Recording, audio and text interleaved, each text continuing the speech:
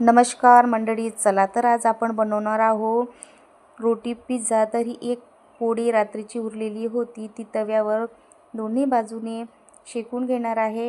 गॅसचा पावर मात्र मंदच असू द्यावा। ही टोमॅटोची चटणी, टोमॅटो, हिरवी मिरची, लसूण, साखर, मीठ, लाल तिखट मस्तपैकी मिक्सरला मी वाटून घेतलेला आहे आणि तेलामध्ये छान अशी ही टमाट्याची चटणी होऊ दिलेली आहे आणि तीच टमाट्याची चटणी आपल्याला या पोळीवर लावून घ्यायची आहे। आणि हा बटरचा थोडा तुकडा सुद्धा सर्व पोळीवर असा लावून घेत आहे। आणि आता मी कट करून ठेवली होती शिमला मिरची, लाल टोमॅटो आणि कांदा, तर ही सुद्धा पोळीवर अशा प्रकारे आपल्याला पसरून घ्यायचं आहे। तुम्हाला ज्या ज्या व्हेजिटेबल आवडत असेल त्या तुम्ही टाकू शकता।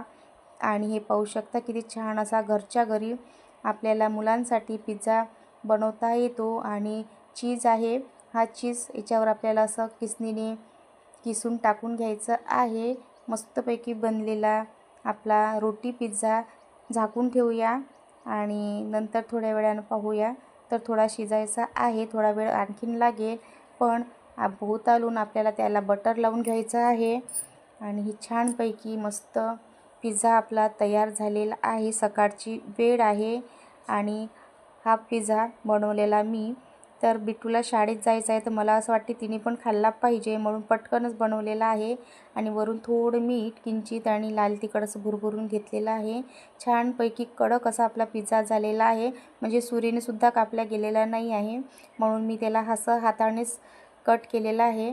आणि पहा, रात्रीच्या उरलेल्या पोळीचा पिझ्झा बनवलेला आणि मस्तपैकी झालेला पिझ्झा। अशा प्रकारे पिझ्झा तुम्ही शिळ्या पोळीपासून मुलांना बनवून देऊ शकता।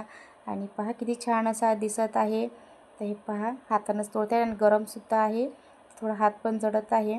मस्तपैकी बनलेला पिझ्झा। तर मंडळी, तुम्हाला माझे व्हिडिओ आवडत असल्यास लाईक करत जा, शेअर करा, सबस्क्राईब करा आणि आपल्या चॅनलला भेट द्या।